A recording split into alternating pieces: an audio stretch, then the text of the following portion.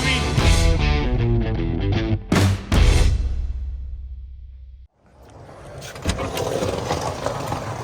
What do we got here?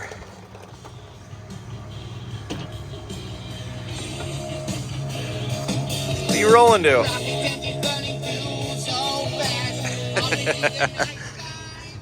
Morning, partner.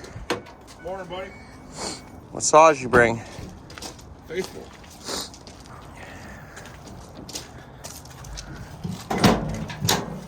Oh, he's even got the turquoise hat in there.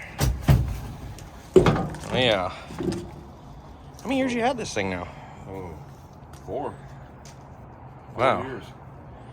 Mike and I got kind of a different deal going today. We're gonna run out to a little town called Easton. It's basically over the mountain here. My buddy Josh has a little logging job, and we're gonna do a little videoing, basically of pictures we're gonna take today. We're having to gather a little bit of pictures and stuff for the website, so I'm thinking I was gonna do basically kind of a behind the scenes thing today. But I wanna do, first off, I wanna do a little walk around this rig first. So basically this truck here was owned by my buddy Jerry Hebert. He was an awesome guy, and he actually kind of got me started into chainsaws full time. He's the one that gave me my original 066 right there. That's the one that started West Coast Saw. I got it from him and it was blown up, and then rebuilt it, and that's kind of what got my porting deal going and got the saws figured out. And he gave me his 064 here. This saw was his. I bring it out once in a while, but anyway, Jerry was a super special guy. He passed away in 2019, and this here was his truck. And when I was in high school, Jerry was big into these Chevys, and then him and another guy, Howard Brown, were basically getting these square body Chevys, and then I think it was 89 is when the 12 valve Cummins came out. These old boys were getting these 12 valves in basically 1990 in pallets and putting them in these square bodies. So they did a couple of these and they were getting haywire. They had a 5-speed main box and a 4-speed Brownie behind them at first to split the gears. They were hauling a lot of scrap and heavy loads on this thing. And Jerry's wife had this thing, and she was like, I want you to take care of it and bring it back to its glory. So I went down and picked this thing up, and basically it's a crew cab frame. So it's got the old crew cab frame, and Jerry wanted a standard cab on it, and then it's got an 11-foot bed that he built himself, which actually is super sweet. It's kind of got a bobbed off back here so he could have a gooseneck on it. And then Mike, once I got it drug up here, redid the whole back end of this thing. Jerry kind of had like these rail systems back in the 90s. They put their fifth wheel or their ball on top, and then Mike and I kind of mapped out what we wanted to do, and Mike actually put an I-beam across the frame rail that tied into Jerry's old framework here. It was heavy duty. These guys were building this stuff. Yeah, you can see how everything ties in. It's got airbags and everything. But Mike, how many hours do you spend wire wheeling this thing? More than you want to think about. Yeah. Then after that was done, I had to go over it with the DA sander, get it all smooth, knocked out, cleaned up. Then Mike redid the hitch here. That was cool. And Jerry was super eccentric, so he's got every 7-way plug known to man in this thing. So any trailer you hook onto, it's all ready to go. But we wanted to make this our cutting rig, because that's what it originally was a crummy. And so Mike ended up putting these boxes underneath. It had saddle tanks down here. Yep, it had a left and a right tank that we took off. Yep, actually Jerry had 3 tanks, these 2 saddle tanks, and it's got a blazer tank underneath the back. So he had all these switches in the dash. It was out of hand. So I yarded the saddle tanks off, and now we're pulling just out of the blazer tank. So we're eventually going to do auxiliary fuel. Yeah, maybe with a toolbox combo back here, and then plumb it into the rear tank so we can just hit a switch and it'll fill when we're going down the road. But we had to have these boxes on here because, you know, getting your stuff all wet and leaving your stuff up on the bed is not most ideal. You know, you get guys with sticky fingers want to walk off with your crap. And then the rear tank, actually, the filler neck was down here. It used to be in there. Yep. And then we just plumbed it up and out. What's this? You did it. Yeah. Mike did a good job. Yeah. We still got to redo this. This filler neck's not quite Angled enough. Yeah, it's got a little elbow because we used it off of the old saddle tanks, but we're gonna fix that. And Mike did all these mud flaps and it turned out really cool. These are to keep it from coming back into the tire. Yeah, this thing is cool. Non-intercooled 12 valve, super basic. VE pump. And this thing was at the coast. It was sitting in Gearhart, Oregon, and that sea air just constantly beats on stuff. So we haven't had a chance to like clean this thing up or do nothing yet. I got another 12 valve under the bench over there. Might clean that up, and then we're gonna do a body swap on this thing because the poor old cab is rusting inside out. It's got, that was a dent there, but yeah, this is really bad right here. You know, you don't want to dump a bunch of money into this cab and then just have it do the same thing again, but this thing's been sitting a really long time. It sucks because its cab corners aren't bad. Rocker's done on that side, but it's got a 6-speed NV 5600 to a 205 here. Not big horsepower, but super reliable. I don't know what it gets for fuel mileage yet. We haven't really driven it all that much. I think Mike's probably put 400 plus miles on it, just working on it here and there. But yeah, this is my new cutting rig, and it's really cool because it was my buddies, you know, so I wanted to keep her going. You want to put your stuff in the box? I was seeing how you had your saw in. I put the back end like towards the trigger first. Yep, there you go. And then I kind of, here, now push it. Okay, that's how I put mine. And that's a 32-inch bar, and it fits perfect on the saw. Yeah, these are 48-inch boxes, 18 by 18. And with that crew cab frame, we're able to get the room in there. I mean, you could have fit a 60-inch box in there, really. Yeah. Mike redid all the wood. All the wood was rotten up here. We're not done. He's just getting started, but got some old Whitlock flaps on her. I'd say the most meticulous part about the whole thing is every single one of these screw holes went into the factory hole. I pulled every one out, then they got re-threaded, and then what I had to do is one board at a time and mark them from the bottom, flip the board over, pilot drill it, flip it back over, and then run the screws. That way we didn't have a bunch of extra holes in all the cross members. Yeah. We wanted to keep it as close to how Jerry had it as possible. Missed one there, huh, buddy? No, it's just buried, isn't it? Is it? No, you missed her. You drilled her, but you didn't get her in there. This one right there, too. You have to give me some money back on your workmanship. No, Jerry made this thing really cool. You want to lift that out?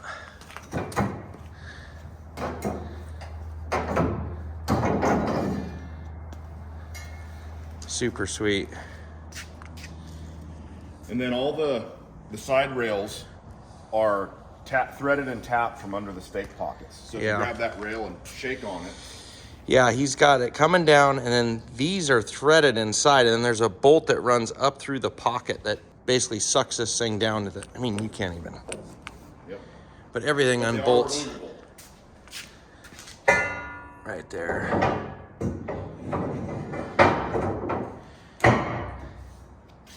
Yeah, I got to get a diesel tank up here and then maybe a box, but I still have a lot of room on this bed.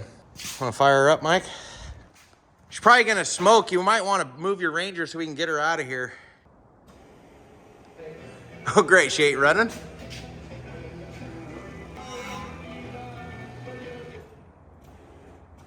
What?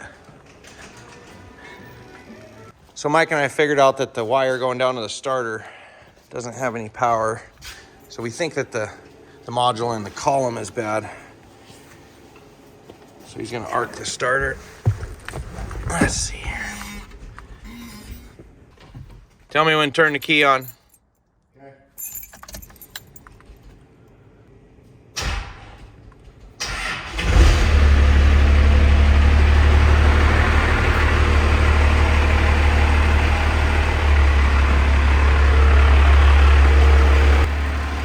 Say hello, Kate.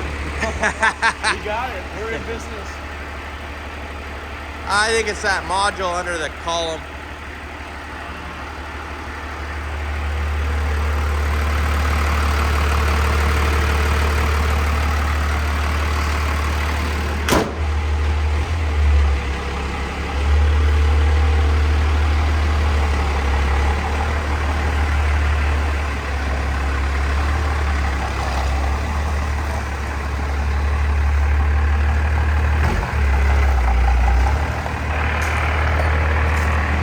So we're all loaded up. We're getting ready to take off.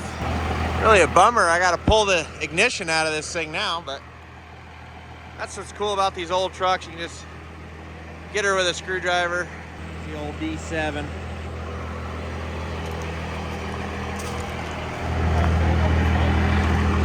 We're out of here.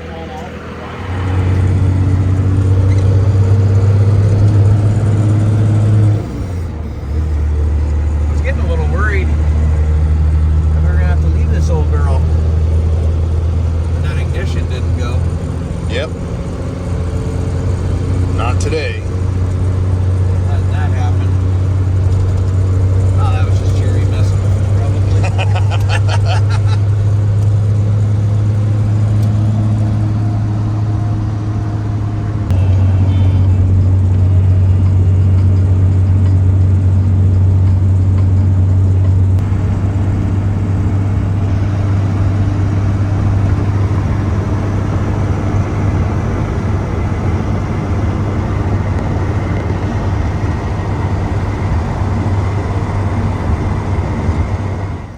Got her muddy.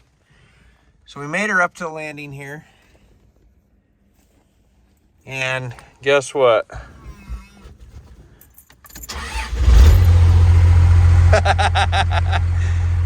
I don't know why. Only God knows. Look where I want to put the mud flaps. Oh yeah, front of the box. Yep. We'll get her.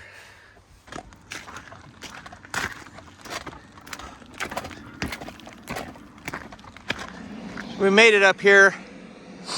We're gonna start cutting right here and kind of V back into this corner here. They're skidding the logs right up there. You can kind of see. Pretty cool setting up here. Mike's gonna launch that first one off and then we'll start going.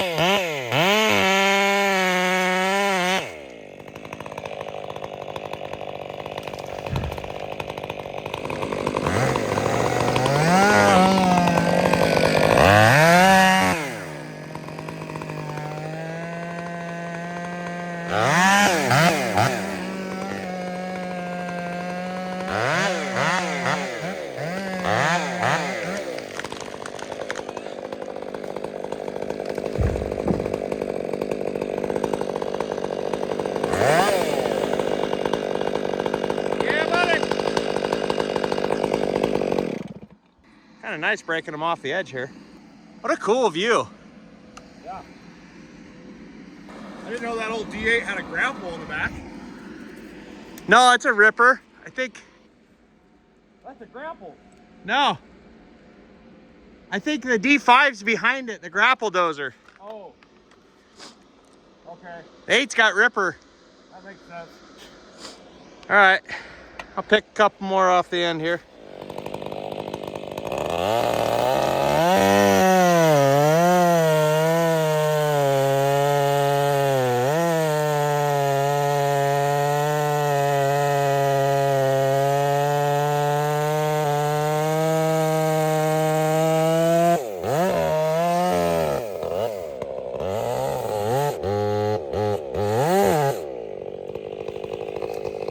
Clean up that little edge.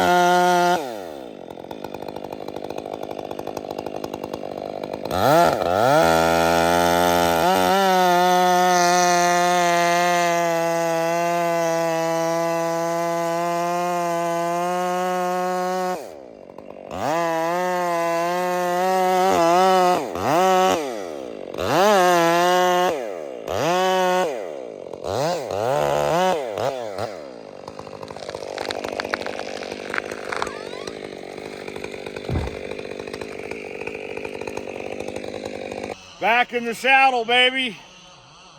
Get that one. Get them all. They're waiting.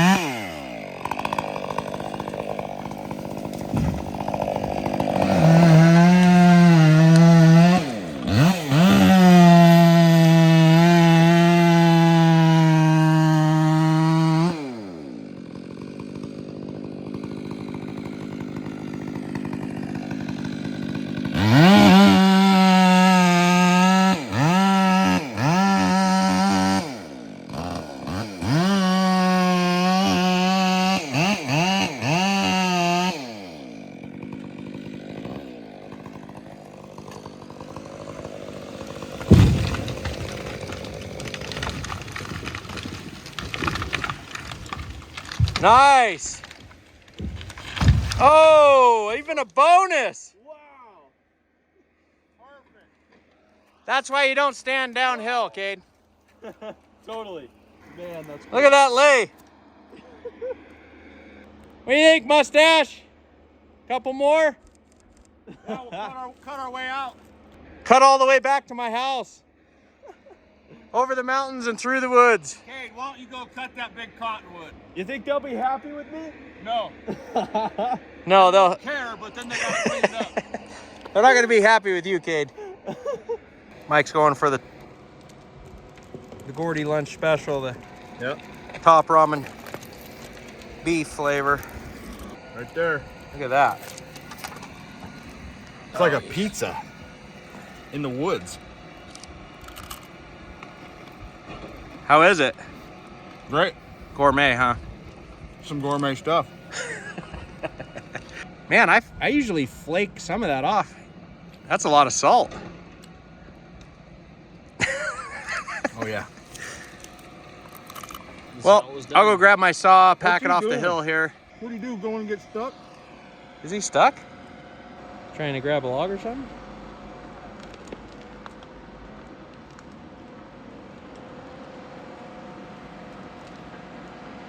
I was grabbing brush to fill in the hole. Oh, I got you. All right, I'm gonna pack her off this hill, go down to Josh. How is that top ramen? It's great. It's really good. Cornerstone to any nutritional breakfast.